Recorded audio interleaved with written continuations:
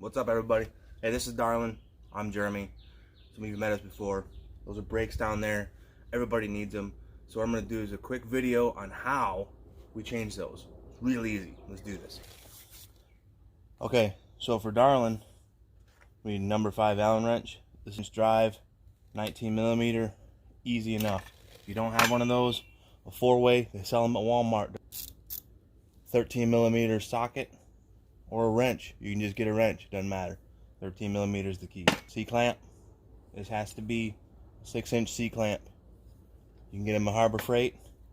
I think Walmart actually does have them. Brakes themselves, any auto parts store has them.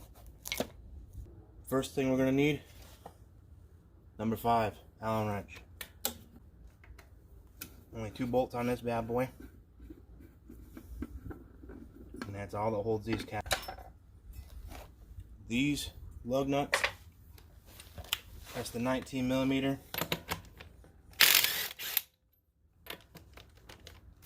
Tire comes off. Okay, so here's the part where we were talking about earlier with that 13 millimeter. So you've got one on the top, one underneath. Relatively simple. You put it on there, pop it loose, They usually come out by finger right after that. Unless you're doing a video, and it's got to be harder.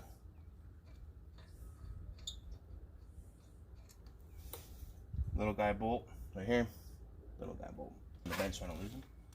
This should just wiggle right off. All I'm doing is grabbing the caliper front and rear.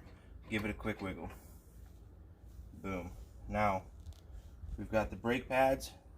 They're clamping on the brake disc. Pads themselves just wiggle out. Okay, so all I got here is the grease. So there's these little metal plates top and bottom. You want to take the grease. This is the stuff if you're at the front desk and they say, hey, do you want some grease for your brakes? Or just ask for grease for your brakes. It comes in a tiny little packet. It looks like a little handy white packet. And it's easy. You just wipe it on there. It's a little bit grease. You can use Q-tips, something like that if you don't want to touch it.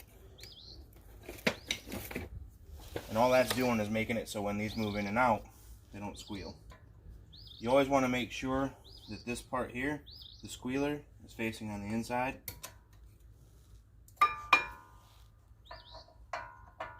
And all I'm doing is lining these up with the channels. Sometimes it can be a jigsaw puzzle if you get kind of stuck in there at a different angle, a little cattywampus, right? This is where our C-clamp's coming in.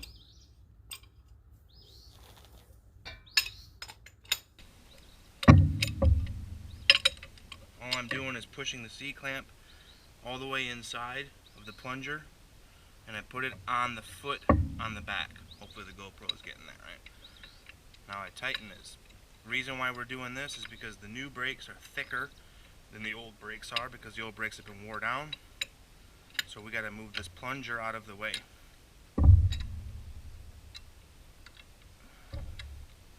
Just takes a couple of quick turns, nothing crazy. Depending on how wore down they are, I've seen people with brakes that are metal to metal, meaning that they wore all the way down to the metal in the back. That is not good. But you see here, so all I did, a couple of quick turns because they weren't really wore out. And then you have to push these little plungers in and out. Pretty easy, just make it line up.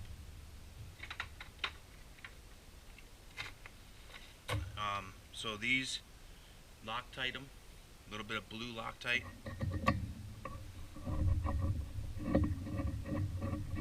You're going to have to do that I'm not going to show in this video because it's redundant, is once you get this thing back on the ground, go in there and pump your brakes 5 to 10 times, you know, until they're going to get stiff on you. Once they get stiff, then you know they're good to go.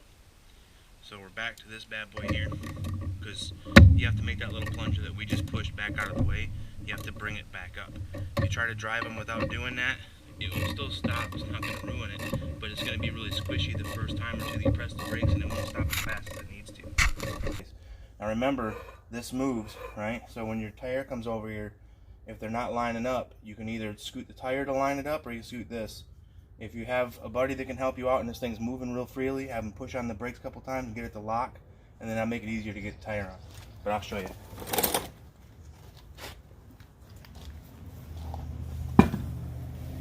Now I'm squatting down and putting my legs on my elbows, and I lift up with my toes. And it's that easy.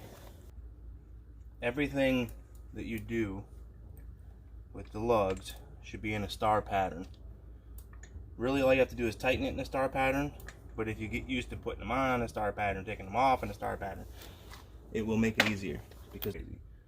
So go save yourself some money, save yourself some time of sitting in there waiting for them to do it, or dropping it off, having to come back for all that kind of stuff, and do it yourself. And then you know it's done right. Alright, y'all take care.